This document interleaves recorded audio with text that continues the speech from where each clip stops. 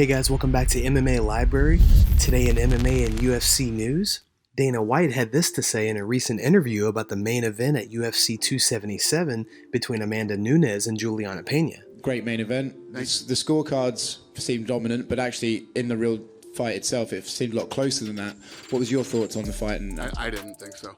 Thought it was completely dominant. There was 5 knockdowns in the first 2 rounds. You didn't think any of the submission attempts at the end in the last 2 rounds? She could have got one. What did you think? Yeah, she could have. She didn't. There's a big difference between submission attempts and knockdowns. Yeah. Not even comparable. What did you think of Amanda's performance overall? I think that 2 things. I think Juliana's tough as nails, and her will to win is second to none. She wanted to win.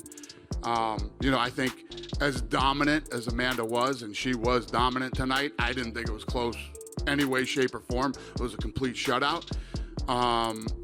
But she still looked a little gun-shy to me, But, going in against the person who beat you the first time, I can see that happen. But, it's stupid for me to even say that. It was an absolutely dominant performance. What do you think?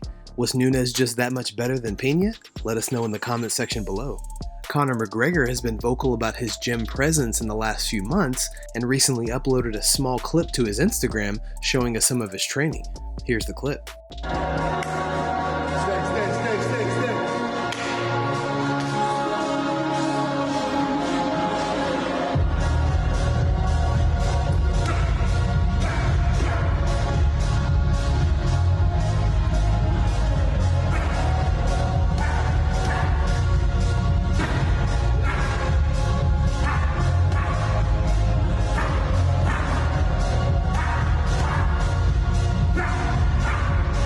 What do you guys think about McGregor's progress? Are you happy to see him back on the bag and looking in shape?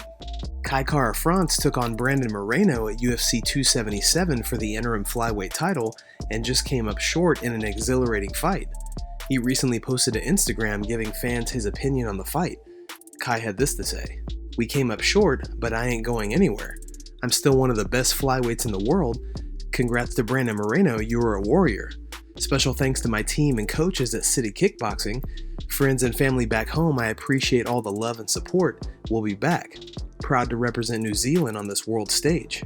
McGregor took to Twitter to give his opinion on the fight and had this to say. Great fights last night. That Mexican is a little animal of a thing. And so is the little New Zealander also. Two goers, 2 proper goers from completely different parts of the world. 2 different people. But 2 were the same in their own way. It was great to watch that bout, a really great bout. And the little Mexican son boy, you got to give it to him, rocking into the arena with the chick on the arm. Can't be on. Number 1. What do you say? Can't be on. So a proper Mexican entrance and then a proper Mexican fight and then the toughness and the 2 of them just put on the show. And it was a great card overall, all round. You got to give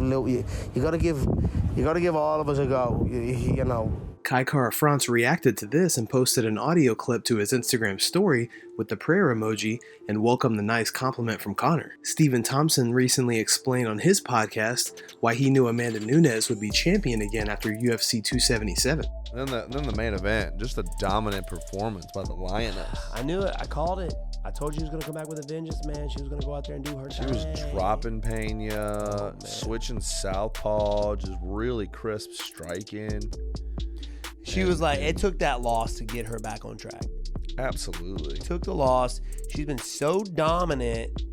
I don't know what's in her head. I'm just thinking, you've seen it in the past. She's been so dominant. Everybody's considered her to be in the GOAT, which I think she is. Yeah. But you get to that point, it's like, all right, I'm just beating everybody, bro.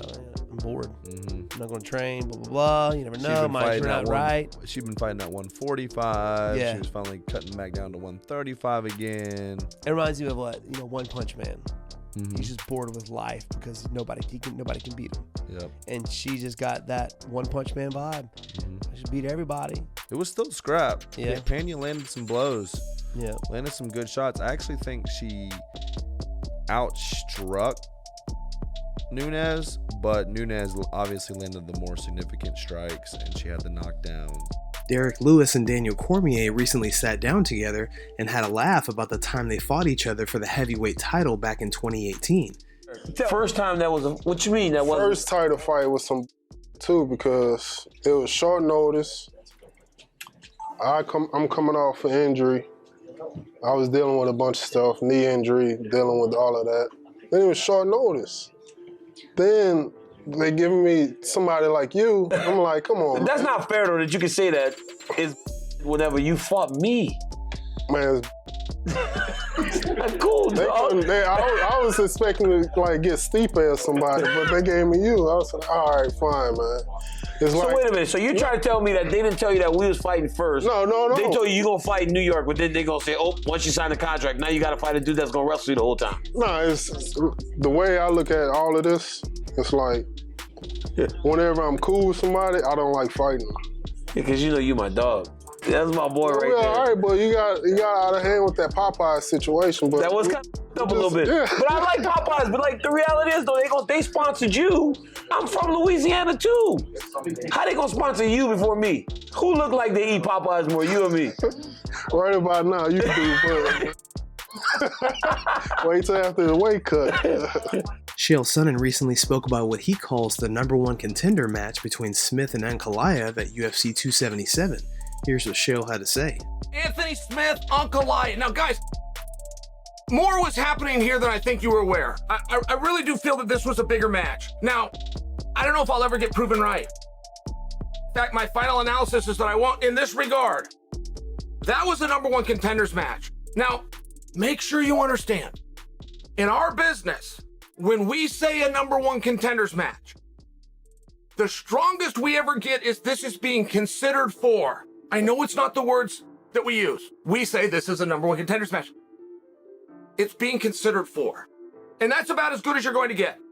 And sometimes you'll have one of these matches, but it's not a semifinal. In that, two guys fight, whoever wins advances, fights for the belt. Well, no. A lot of times it's being considered for, and it's more if this guy wins. You understand what I'm talking about? And I only bring this up because everything was right for that to be. Okay, there's a reason that Glover Teixeira versus Yuri Prochazka have agreed to fight after producing not only an upset, but the single greatest fight the division has ever had, but it wasn't booked. There's a reason that Jan Blachowicz was said to be the #1 contender, had a commitment from the champion on social media, was brought to the next event for a cameo in the front row, and the fight hasn't been booked. And that reason, no conspiracy, it's just that this fight was being considered. Brandon Moreno recently joined Ariel Helwani for an interview to discuss his recent fight at UFC 277, as well as give an update on his injuries. How's your body feeling? In general, my body feels fine. It's just obviously my eye and my foot with for the the last kick hurts too much. But I mean, I prefer that kind of pain. Obviously. How many stitches there? I think the doctor put 10 stitches. Okay, and you injured your foot when you hit him in the liver there with that last kick. You know what? I mean, maybe was not the last kick, because I already watched the fight like twice. So I throw like in total like 3 or 4 kicks to the same area. So maybe the last one was the last drop in the glass, but yeah, for the foot, for the kick, sorry, definitely. So just going backwards, if we can, Brandon, how did you feel that week in Dallas? New team, a lot was made of you going to Kansas City and whatnot. You're fighting this guy, you're trying to get the belt back to get to the undisputed. The whole week, how did it go for you leading up to Saturday? I think in 5 weeks, I was very, very, very good, very relaxed, and like very confident I can get the victory. What did you guys think about Brandon's performance at UFC 277? Let us know in the comments down below. Guys, thanks so much for checking out the video. If you like the content we do here on this channel, please like and subscribe to MMA Library for all the latest MMA and UFC news. We'll see you in the next video.